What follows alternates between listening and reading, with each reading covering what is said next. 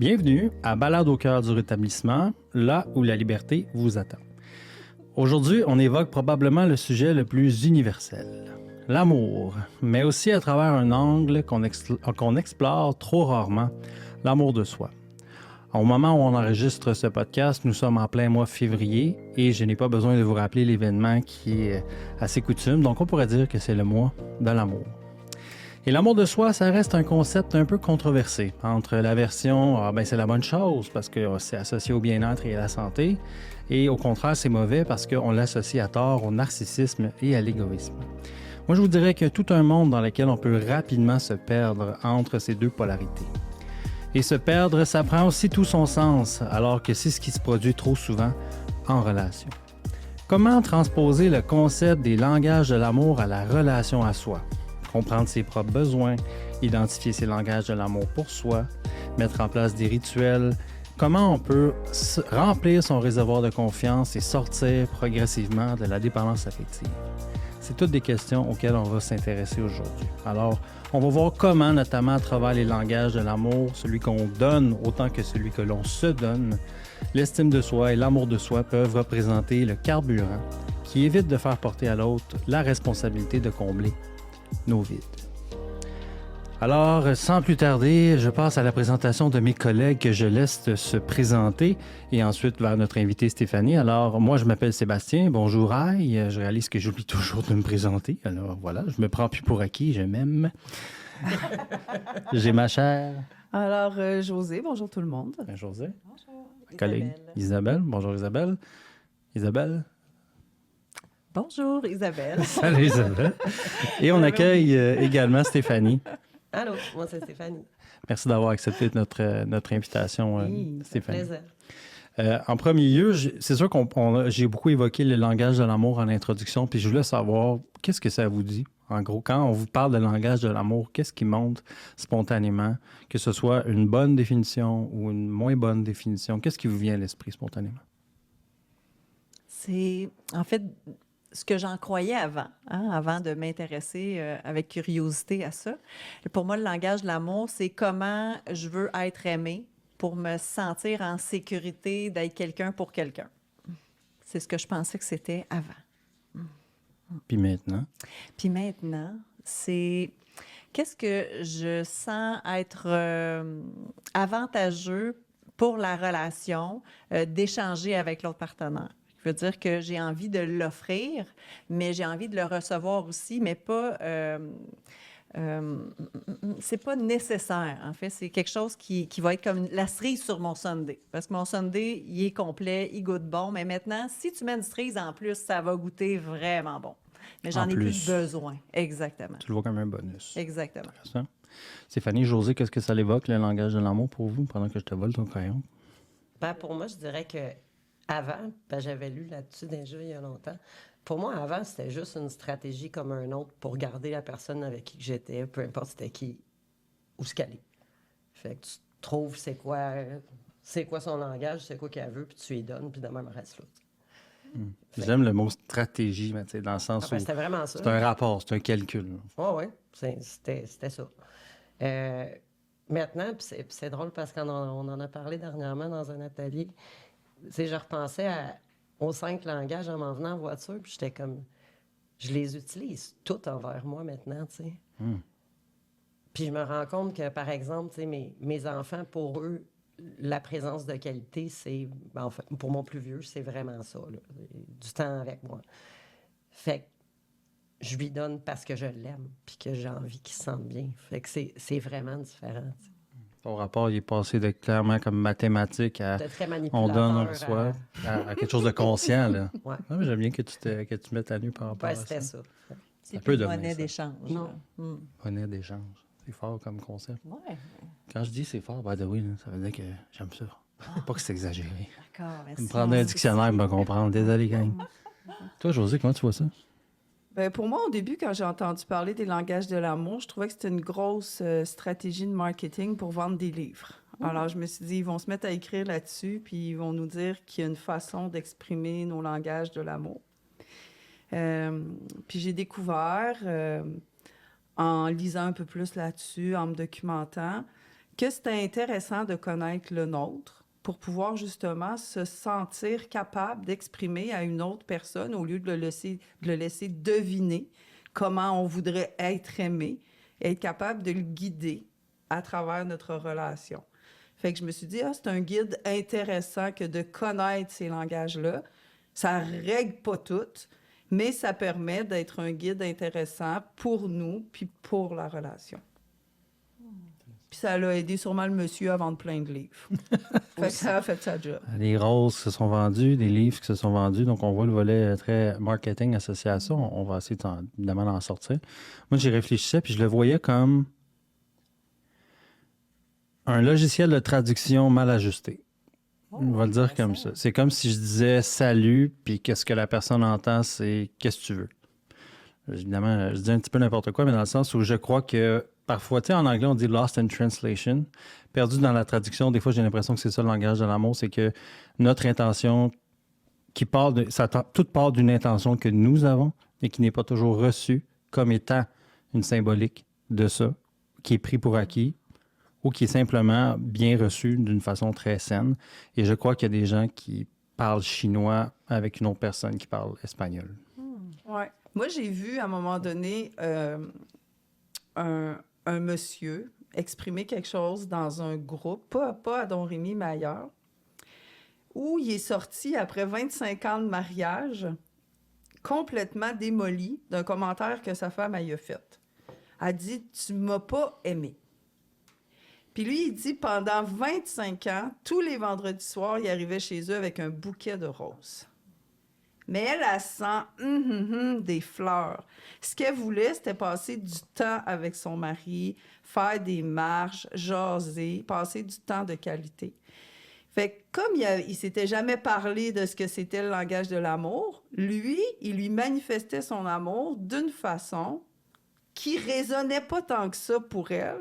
Puis elle avait même développé, puis c'est vrai, une allergie aux fleurs. Alors, t'imagines-tu comment Bonne façon d'économiser. Ça a pu vraiment influencer cette madame-là. Puis lui, il comprenait rien. Il disait, mais je l'aime, ma femme. J'ai dépensé je ne sais pas combien d'argent en fleurs, puis j'ai pas manqué un vendredi. Fait que, tu sais, dans ce sens-là, quand je disais tantôt que c'est un guide, ça peut être intéressant pour ça aussi. Mais je peux-tu utiliser cette histoire-là pour éviter d'avoir acheté des fleurs en disant comme je risque de devenir allergique?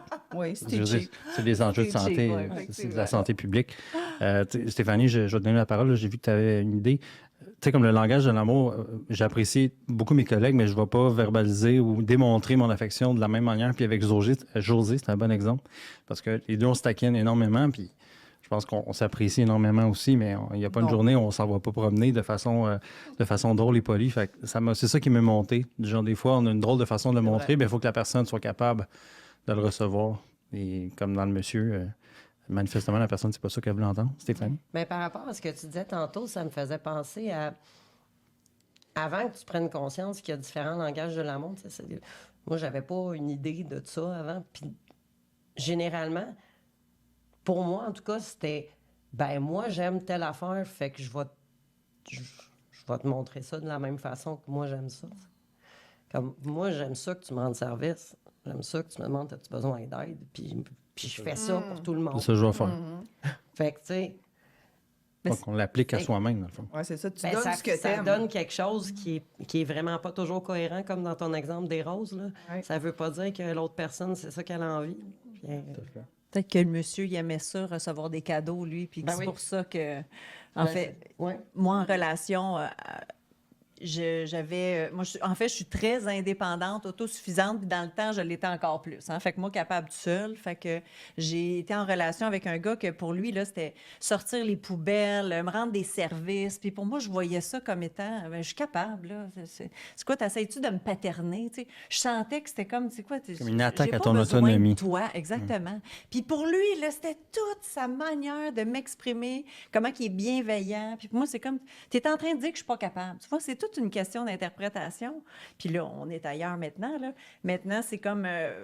comment toi, tu m'exprimes ton amour? Hein? Comment concrètement la personne, puis j'ai envie de regarder la personne dans sa manière de m'aimer. Parce que si lui, spontanément, moi, c'est les paroles valorisantes, hein, d'abord et avant tout. Si je le reçois pas, c'est pas parce que nécessairement il m'aime pas, hein? C'est parce que pour lui, c'est pas naturel de l'offrir. Mais ça veut pas dire qu'il m'aime pas. Hein? Fait que c'est là que j'ai eu le goût de comprendre comment que toi, tu m'exprimes ton amour pour que quand tu agis comme ça, je fasse « Ah oui, c'est sa manière de me l'exprimer. » Hein, pour remettre les choses en perspective. Sinon, ben, je suis en train de vouloir qu'il change, la personne. Tu sais. Non, là, tu vas me parler avec des paroles valorisantes parce que c'est comme ça que je me sens aimée. Fait que si tu changes pas ça, ben, je me sentirais pas aimée. Fait que je vais jeter la relation. Hein. Fait que c'est des mécanismes qui auraient pu être très... en fait, la fuyante d'avant aurait pesé sur le bouton d'élite parce qu'il m'aime pas comme je veux être aimé. Hein. L'échantillon n'a pas fonctionné, fait que on passe au prochain dans l'optique où il me donne pas ce que je pense que je veux. Puis je dis ce que je pense que je veux, parce que dans le rapport à l'autre, il y a aussi puis on va y venir tantôt, parce que l'amour de soi, on dirait des fois que c'est un peu plus compliqué, puis pourtant, ça nous concerne que nous. Il y a de la communication, il y a de la transparence, il y a des ingrédients qui sont cruciaux. Mais même avec ça, avec des belles fondations comme ça, c'est sûr qu'on peut quand même dévier puis tomber dans « Bon, ben ça n'a pas fonctionné, mon échantillon. » C'est pas une étude, là. C'est pas une étude amoureuse qu'on fait, là. En tout cas, toi puis moi, on est testés en maudit, là. Très testé. Je le vois comme ça. Fait que le défi, après, c'est de l'appliquer vers soi. Comment, justement, on peut tomber dans un processus qui peut être très, très complexe vis-à-vis de l'autre, de dire, il faut que je comprenne comment il va être aimé, il faut que je comprenne c'est quoi ses besoins en général, puis il faut que je comprenne les miens. Comment ça se fait qu'on a autant de la misère à comprendre c'est quoi notre manière de, justement, nous apporter de l'amour personnel? C'est une bonne question. Puis Stéphanie, elle veut répondre. Ben, j'ai bien aimé ce que tu as dit par rapport à... Ben, en fait, les deux choses m'ont fait monter une idée. Tu sais, par rapport à qu'est-ce qu'on pense qu'on veut. Ben, je t'écoutais parler, puis j'ai eu un chum avec qui ça allait vraiment pas bien, mais qu'il faisait tout pour moi. Ben, ça, c'est pas ce que je veux. Je veux pas que tu fasses tout pour moi. Je veux un partner, je veux quelqu'un qui me back quand que je suis fatiguée. Je veux que tu me demandes « Hey, t'as-tu besoin d'aide pour telle affaire? » Je veux pas que tu fasses pour moi, sinon je me sens infantilisée puis je suis pas bien. Fait que, tu sais, qu'est-ce qu'on pense qu'on veut, puis comment on l'exprime, puis qu'est-ce qu'on dit. Puis comment qu'on l'interprète, j'ai envie de dire Oui. aussi. Hein? Ben, je t'écoutais parler par rapport à faire pour moi. Ben moi, ça a clashé la relation. On se pognait parce qu'il allait faire le gazon, puis que c'était moi qui étais en train de le faire. C'était comme, hey, capable de faire mes affaires. S'il m'avait dit, hey, tu veux que je vienne t'aider, ça aurait fait la job. Mais pour moi, les langages de l'amour, c'est une occasion de s'intéresser à soi puis de s'intéresser à l'autre. Parce que les êtres humains, on est de même. On va donner à l'autre ce qui nous a manqué. Tu sais, souvent, on va le voir dans l'éducation des enfants. Si un enfant a manqué d'attention, quand il devient parent lui-même, il va donner beaucoup de présence et d'attention à son enfant. Puis c'est peut-être pas ce que l'enfant a vraiment besoin, mais on a tendance d'y aller par nos propres manques à nous.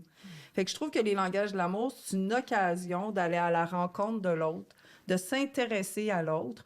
Puis c'est pas magique, là. Moi, je pense pas que, je l'ai dit tantôt, je pense pas que ça règle tout, mais il y a quelque chose d'intéressant à savoir. Moi, je sens que je t'aime quand je fais ça. Toi, quand je fais ça, est-ce que tu te sens aimé? Tu sais, c'est intéressant d'en parler, puis ça fait partie, je trouve, d'une relation saine où chacun est capable de s'accueillir dans... Parce que des fois, tu sais, les hommes, ben là, je vais stéréotyper. Mets des guillemets, j'ai osé, mets des guillemets. Des gros guillemets. Mais souvent... Non, je ne vais pas dire les hommes. Je vais dire les missionnaires. Ah, c'est bon. Ça. Les missionnaires ont souvent... Ils sont souvent des hommes, c'est ça? Non.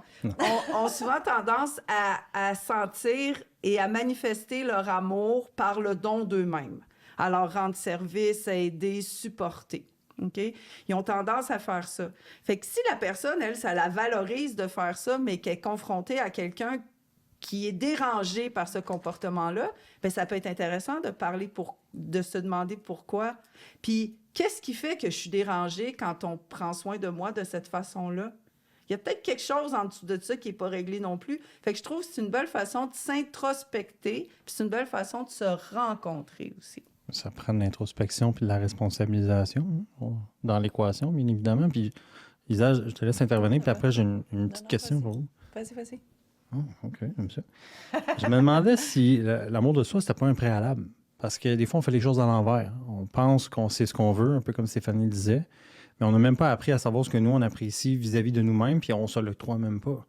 Avez-vous l'impression que, justement, l'amour et le langage, tu disais que c'est une belle façon d'explorer un petit peu ce qui est important pour nous, le voyez-vous comme un préalable, comme une étape à suivre, une étape nécessaire? Ben moi, je sens vraiment que ça a été nécessaire de m'offrir des paroles valorisantes, d'avoir des mots doux à mon égard, de me reconnaître pour pouvoir être dans un mode réceptif sans être dans le mode attente. Là. J'attends que tu me le donnes pour me sentir aimée. Parce que si je suis en mode attente, c'est qu'à quelque part, je me l'offre peut-être pas. Hein? Puis pour moi, le langage de l'amour qui est le plus difficile envers moi-même, c'est les paroles valorisantes. Parce que c'est pas spontané. Je le fais maintenant, mais je le fais parce que j'ai conditionné une pratique d'avoir un langage et une discussion saine et douce envers moi-même. Avant, c'est comme j'attendais qu'on me dise que je suis belle, je suis bonne, je suis capable par mes actions. Hein? Fait que j'allais le chercher à l'extérieur. Mais ce que je suis capable d'offrir facilement à l'autre, ben, je suis capable de me l'offrir facilement aussi. Hein? Alors, moi, c'est mon regard par rapport à l'amour de soi puis les langages de l'amour. Les paroles vis-à-vis de soi, ce qui me montait quand tu disais ça, j'ai de la misère à dire que je suis fier de moi. Parce que, exemple, comme je disais en introduction, le piège, pour moi, c'est je vais sonner hautain. Donc, pour moi aussi, c'est un défi. Puis je me suis déjà fait pogner, puis j'avais raconté en podcast qu'on m'avait valorisé, puis j'avais tout de suite relativisé, justifié les choses. Fait que pour moi, c'est tout un défi d'apprendre à me nommer vis-à-vis de ça. Je le prends de plus en plus, mais je pense que je gagnerais à me le dire de plus en plus. Ben moi, ce que j'enseigne beaucoup en dépendance affective, c'est de faire la distinction entre soi et nos comportements. Alors, quand je dis que je suis fière, c'est de nommer le comportement, parce que souvent, c'est pas nécessairement de moi que je suis fière ou que je suis pas fière, c'est de l'action que j'ai posée. Fait que d'apprendre à identifier ça clairement, ça fait en sorte que si j'ai une action qui me semble un petit peu moins appropriée, ça va pas venir jouer sur ma fierté personnelle. Parce que là, c'est tout moi dont je ne suis pas fière, au lieu d'isoler le comportement. Ça, je pense que ça peut aider à maintenir un niveau d'amour de soi qui est moins fluctuant que de dire je suis fière ou pas fière de moi. C'est trop large, puis ça amène les personnes à être vraiment dans des montagnes russes là, par rapport à leur estime d'eux puis leur amour d'eux-mêmes.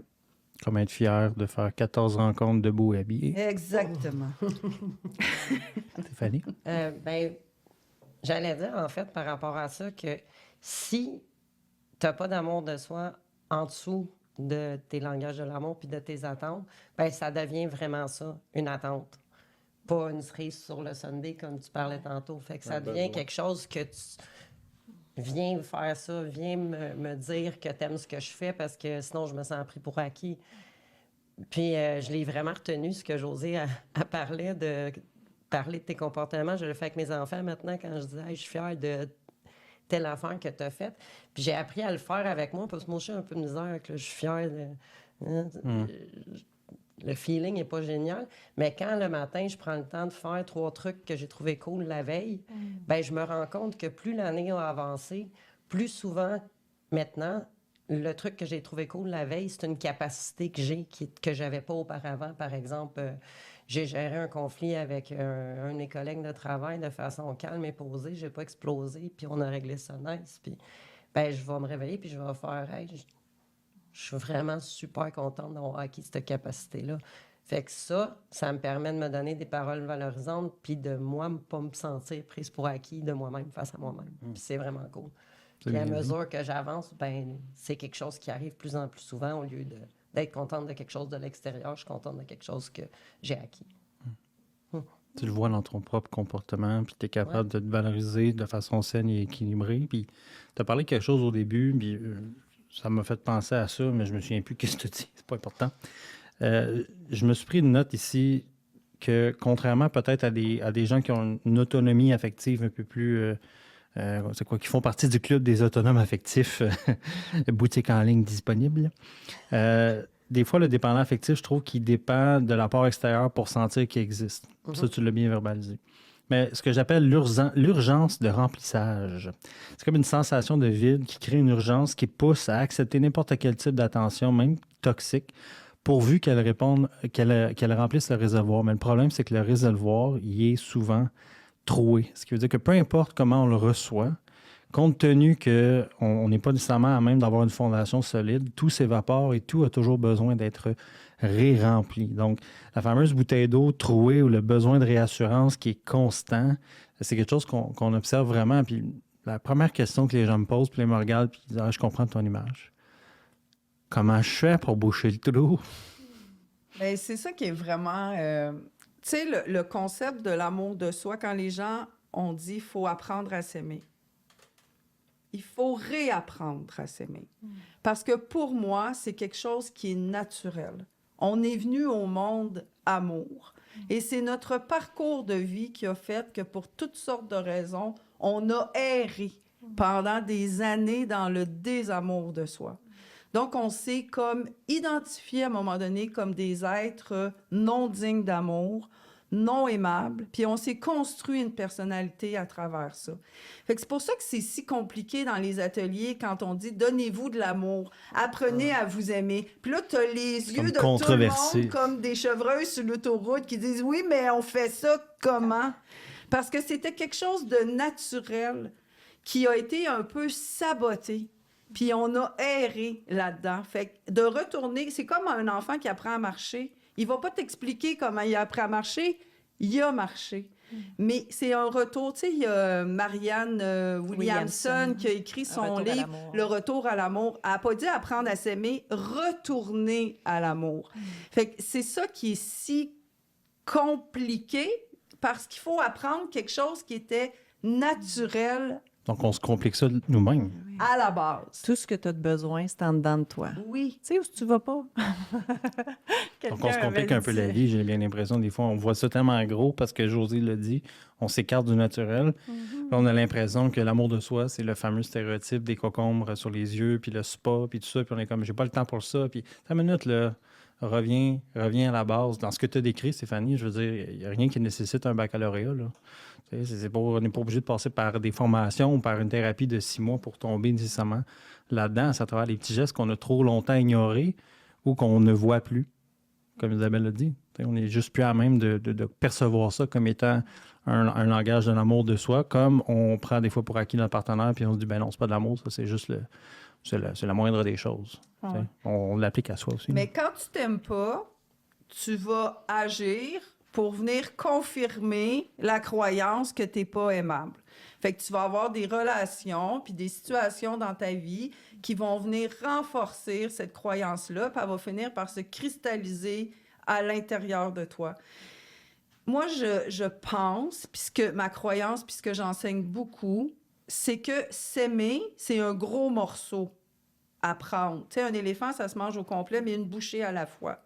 Mais il y a un chemin qui peut mener à l'amour, ou en tout cas de commencer à retourner à l'amour de soi, c'est l'autocompassion.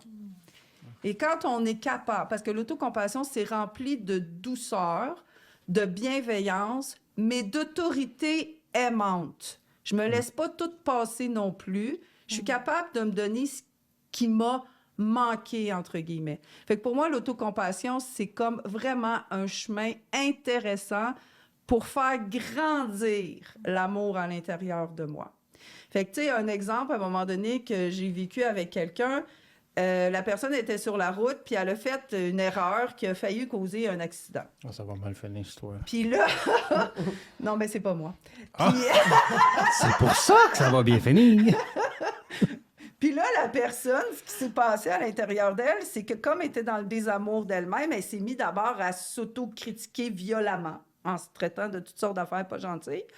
Mais comme elle n'était plus capable de supporter cette autocritique-là, ben elle l'a projetée à l'extérieur en disant que c'était l'autre qui n'avait pas de 5 cents d'allure de conduire de même.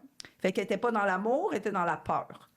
Et ce qu'elle a fait instantanément, c'est qu'elle s'est entourée physiquement en se prenant comme ça, en se donnant de l'autocompassion. T'as fait une erreur, ça arrive à tout le monde. Elle se l'est pas juste dit, elle s'est tenue physiquement en se le disant, elle s'est entourée, puis elle dit que ça l'a apaisé automatiquement l'espèce de rancœur, de colère et d'inconfort qu'elle vivait. Fait que ça, pour moi, l'autocompassion, c'est comme un petit chemin qu'elle a commencé à frayer vers l'amour d'elle-même. un je suis humain à travers des gestes. Bien, c'est dans le corps physique qu'on peut aller réguler tout ça, moi, en atelier, souvent, je les amène à mettre une main sur leur poitrine, puis d'avoir un geste comme si on tapotait les fesses d'un bébé, qu'on essaye de bercer, d'endormir, de dire hey, « t'es en sécurité ». Puis on peut se l'offrir à soi, parce que c'est dans le ici et maintenant, c'est pas dans la projection mentale de quelque chose. Quand on est activé dans notre peur, notre insécurité, on n'est pas assez, on est nul, on n'est rien dans nos scénarios, il y a juste dans le corps physique que je peux me ramener dans hey, doucement, t'es OK ». Je suis là, t'es pas tout seul, ça va bien aller, tu sais. Moi avec moi, chose que je faisais pas avant, là. C'est qu'est-ce qu'il faudrait que je fasse pour que lui m'aime plus ou que elle me sourie plus ou que que je me sente plus importante ou c'est qu'est-ce que je pense qu'il faut que je fasse à l'extérieur. Mais maintenant, j'ai compris que c'est quand moi je me l'offre, un petit geste concret, facile, que personne ne s'en rend compte. C'est ça qu'on attendrait de l'autre aussi, là, s'entendre. Oui. C'est ça qu'on souhaiterait, mais pourquoi pas se l'offrir à soi? Oui, mais c'était un besoin quand on était enfant. Mais là, c'est un désir. C'est plus un besoin en tant qu'adulte. Désir sur lequel on n'agit pas tout le temps. Puis, je veux dire, ce qui me flabbergasse le plus dans le cadre de mon travail, c'est cette capacité-là autodestructrice que j'observe. Puis, l'auto-bienveillance, là, je ne me souviens plus du terme, là, je m'excuse, ça m'échappe. Compassion. L'autocompassion, tu as dit que ce serait intéressant. Moi, je dis que c'est crucial, c'est indispensable. Parce que, oui, on peut apprendre à s'accueillir un petit peu dans nos limites, dans notre imperfection. Je me prends en note aussi d'être en contact avec soi-même, de s'accorder l'attention qui est minimale, parce que, pas minimale, qui est juste pour nous, parce qu'on tend à s'oublier dans les relations ou dans le travail, etc., etc. Mais c'est crucial pour moi, c'est indispensable, parce que ce serait la première chose qu'on reprocherait à quelqu'un. Puis on n'est pas toujours à même d'en prendre note puis de se le verbaliser en disant « Attends une minute, les coups de fouet, là, c'est-tu fini? Là? Je peux-tu passer à autre chose? » Puis l'auto-bienveillance, l'autocompassion, c'est pour moi une forme d'amour de soi qui est très, très, très sous-estimée. Oui. Puis tu sais, des fois, il faut... Tu sais, il y a des gens qui vont aller rapidement en essayant de rationaliser le fait qu'ils n'ont pas reçu la nourriture affective qu'ils avaient besoin quand ils étaient enfants. Donc, leur réservoir d'amour d'eux-mêmes s'est pas rempli adéquatement. Puis ils vont dire rapidement, puis c'est juste, mes parents ils ont fait ce qu'ils pouvaient avec ce qu'ils avaient. C'est vrai. Mais la partie dont ils ne s'occupent pas et qui empêche la possibilité pour eux maintenant de remplir leur réservoir, c'est d'aller s'occuper des blessures que ça a causées. Puis s'occuper des blessures, ça ne veut pas dire condamner ou juger le parent. Mais c'est justement ça pour moi de l'autocompassion. C'est d'aller accueillir cette partie-là blessée à l'intérieur de moi, de m'en occuper, de la reconnaître surtout, au lieu de la rationaliser. Puis quand je commence à faire ça, je commence à ouvrir des petites brèches vers l'autocompassion. Puis là, mon réservoir de reconnaissance, d'affection et de protection, ces réservoirs-là, ils vont commencer tranquillement à se remplir. Mais souvent, on va aller très, très vite parce qu'on ne veut pas s'arrêter sur cette douleur-là. On ne veut pas reconnaître. Je le dis des fois en atelier, puis je vais vous le dire juste une fois, mais je le dis, il y a eu une certaine injustice. On avait le droit à cet amour-là, mais pour toutes sortes de raisons, ça a chier puis ça n'a pas marché. Mais à cette heure, qu'est-ce qu'on va faire, nous, pour pas rester victime de ce qu'on n'a pas eu, mais se donner des moyens de s'en occuper? Mais si on ne va pas s'occuper de cette blessure-là, juste la reconnaître, puis de se tapoter, comme Isabelle disait, puis de se bercer là-dedans, avant de se mettre en action, il y a une étape qu'on ne fait pas, puis ça ne marchera pas. On fait quoi avec ça? Stéphanie? Bien, j'avais deux choses à dire. Premièrement, quand on parle d'en arrivant ici, moi, je me souviens du choc mental, là, quand tu dis qu'il faut t'apprendre à t'aimer. C'était comme le genre d'une relation toxique, de contrôle coercitif. Tu veux, je prenne ça où, de l'amour? J'en ai plus, là. Ni pour moi, ni pour toi. Je suis rendue froide. Puis ça, c'était vraiment mon premier questionnement en rentrant ici. C'était, Comment je le prends où? Comme, ça spark de où, ça, là? Ça se vend à l'épicerie? Ça se commande pas sur Amazon. Puis tu sais, doucement, à force d'entendre un peu tout ça, puis moi, la douceur, j'avais ça en allergie. Je suis en apprentissage. Je suis pas rendue à aimer ça autant que ça, mais ça s'en vient. Mais tu sais, j'écoutais ton exemple de voiture tantôt, puis moi, j'avais une relation vraiment pas bonne avec le sommeil. Dans ma super relation toxique, mon chum ne voulait pas que je fasse du bruit quand je me réveillais, puis moi, je me réveille tout le temps. Fait que, tu sais, j'étais pognée de même dans mon lit, à être pas bien, puis à paniquer, puis à me demander pourquoi je dors pas. Puis maintenant, avec l'âge, je me réveille la nuit, puis j'ai du sommeil fragmenté. Fait que, tu sais, au début, je paniquais encore parce que comment je vais faire pour me lever à 4 h du matin puis aller gérer mon équipe. Puis maintenant, ben, je te dis pas que je dors plus. T'sais, des fois, oui. Mais je suis plus paniquée du tout parce que j'ai appris justement à me parler, à faire un peu comme Isa parlait tantôt, à mettre ma main ici, à parler à la petite fille en dedans, à faire « Hey, gars, on va faire de la méditation, check. » C'est cool. On est bien. Tu t'occupes de toi-même. Oui. Puis à calmer l'hyperactif dans ma tête qui veut déjà qu'on se lève puis qu'on aille faire tout ce qu'on pourrait faire dans la maison parce que la journée n'est pas élastique. T'sais. Fait que le parentage, moi, ça m'a super gros aidé. Puis nommer l'équipage dans ma tête, leur donner des noms puis faire « Hey, Henri, t'as assez, là. C'est bon, on va en reparler demain. Puis, hey, la petite, c'est correct, on se repose, c'est pas grave qu'on dort pas. » Puis, fait que, ou le geste que Josiane nous fait faire tout le temps, tu sais. On fait venir l'énergie, puis on se fait un câlin, tu sais. Moi, je fais ça le matin souvent, là, quand je me demande comment je me sens ce matin. Et en dedans, je fais le comment, on s'en va comment dans la journée. Bien, tout ça, ça touche un peu tous les langages, le toucher physique, la compassion, les paroles valorisantes. Là. Fait que ça l'aide beaucoup. Fait qu'à cette heure, je me demande plus où je vais le chercher. T'sais, il est là, un peu comme tu parlais tantôt. C'est un retour à quelque chose qui était là, mais qui était disparu à travers plein d'expériences puis de vides remplis par trop de mauvaises choses. Comme un pouvoir qu'on a retrouvé. Mon mode survie m'a amené à chercher à l'extérieur ce que je pensais que j'avais pas. Que j'avais oublié que j'avais plus tôt. Avoir oublié. Tu sais, je veux dire, dans un sens, José, tu le disais tantôt, des fois, pour toutes sortes de raisons, effectivement, les réservoirs n'ont pas été bien remplis comme ils auraient dû être remplis. Puis on peut s'apitoyer là-dessus toute notre vie, ou on peut se responsabiliser en admettant les faits, en disant que hey, moi, je ne suis pas parti de la même ligne que toi. Mais qu'est-ce que je fais avec ça? Fait que la responsabilisation aussi, je trouve, c'est une forme d'amour, c'est une prise de responsabilité sur sa vie.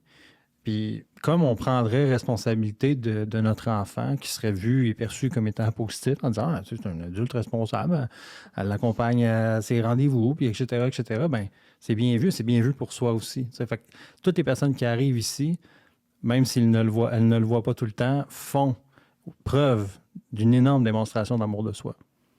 C'est juste qu'ils sont tellement occupés à s'haïr qu'ils ne le voient pas. Ouais. Jusqu'à temps que ce qui nous apparaissait comme étant invisible devienne visible et tangible dans la réalité. T'sais. On est tous des aveugles qui ont retrouvé la vue. Là. On est une clinique de vue, ça.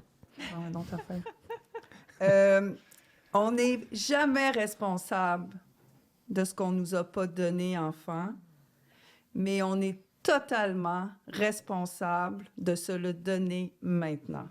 Si on veut pas perpétuer ce qui nous a blessés.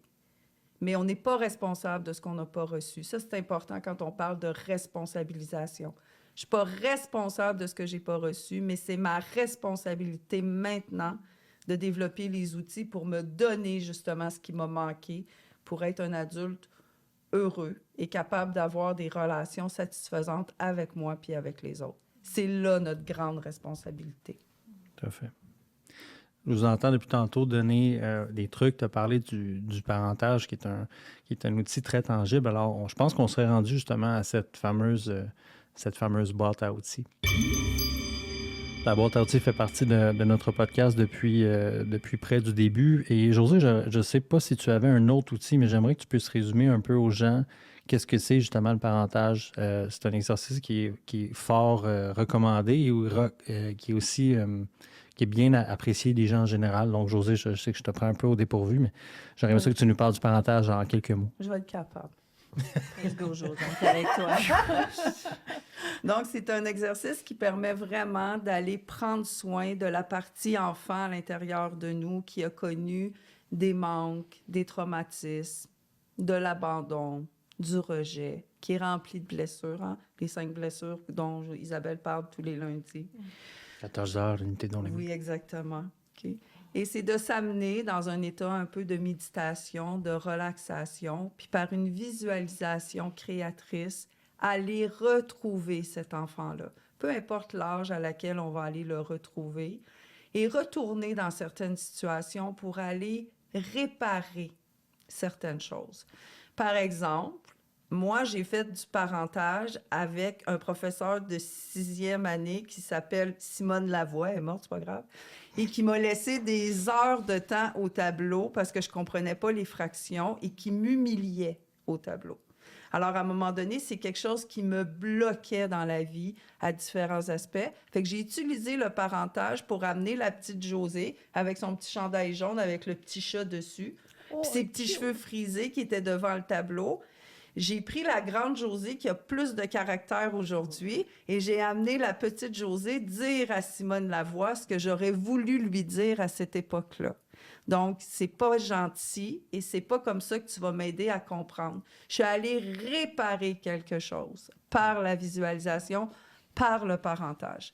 Fait que c'est un exercice qui est intéressant à faire parce qu'il nous permet de reprendre du pouvoir. On peut pas changer ce qui s'est passé, mais on peut reprendre du pouvoir sur des situations qui ont été difficiles pour nous.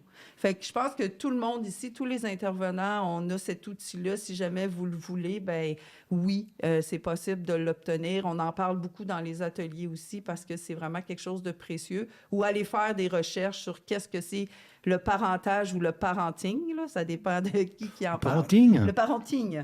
Donc, ça aussi, ça se peut. C'est simple et c'est utile et efficace.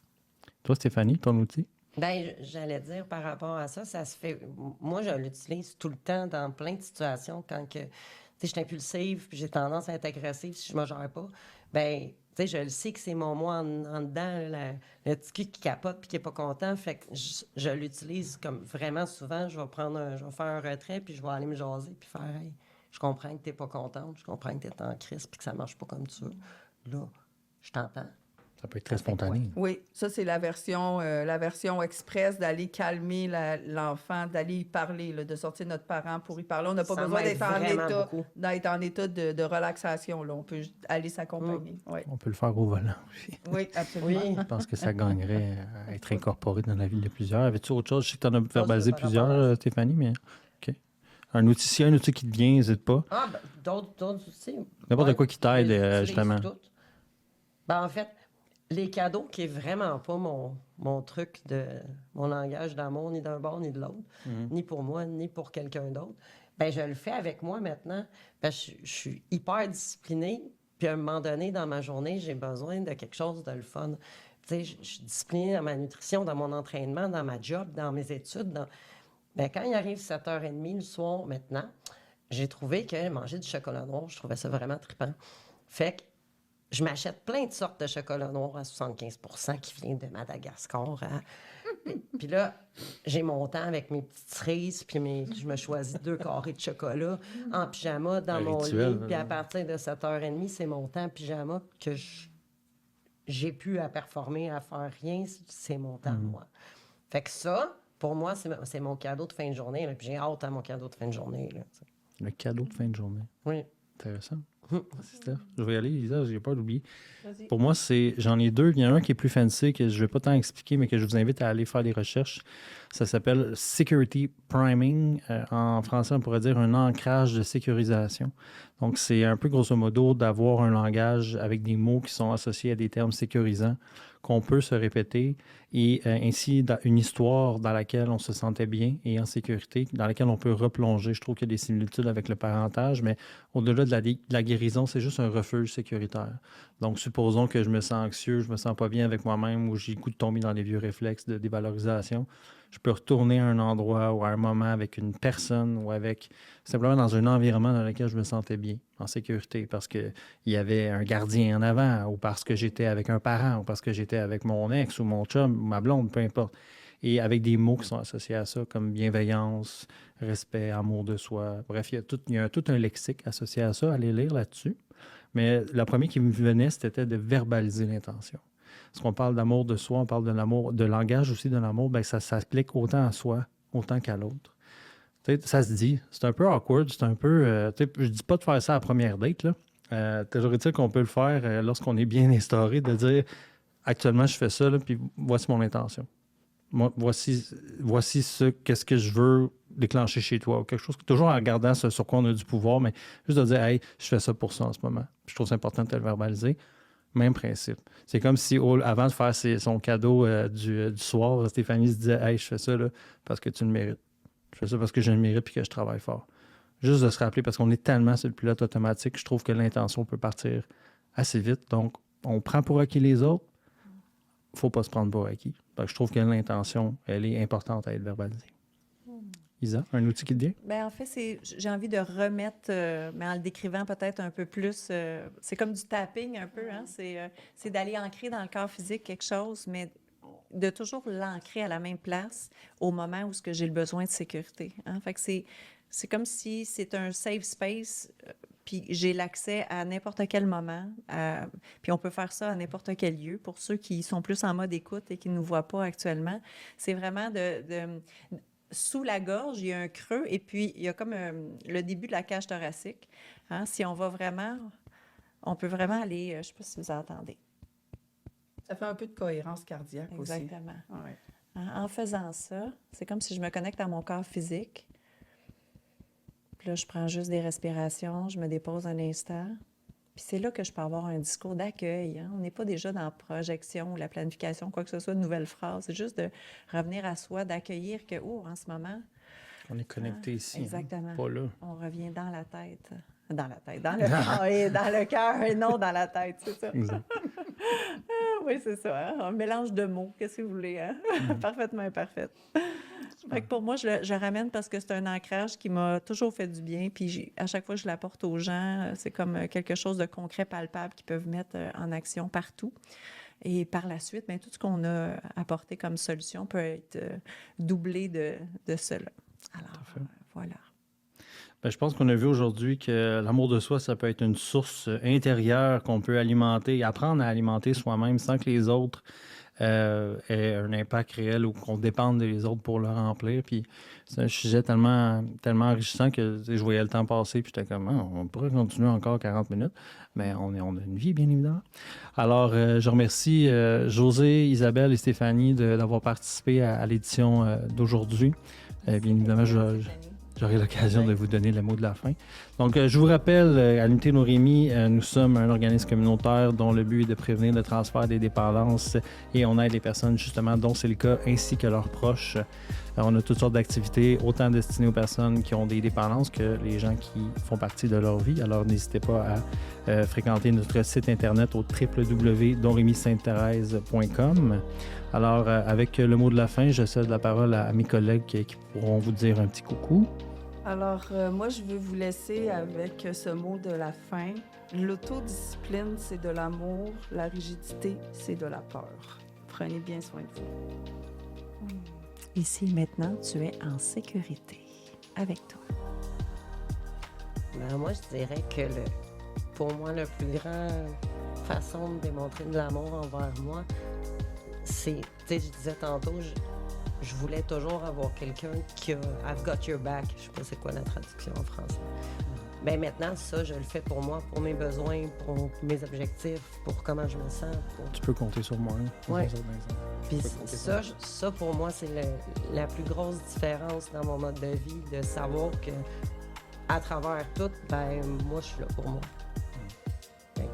Ouais, je laisserai là-dessus. C'est dur de battre ça. Merci tout le monde. Merci. À bientôt. Merci. À bientôt. À bientôt.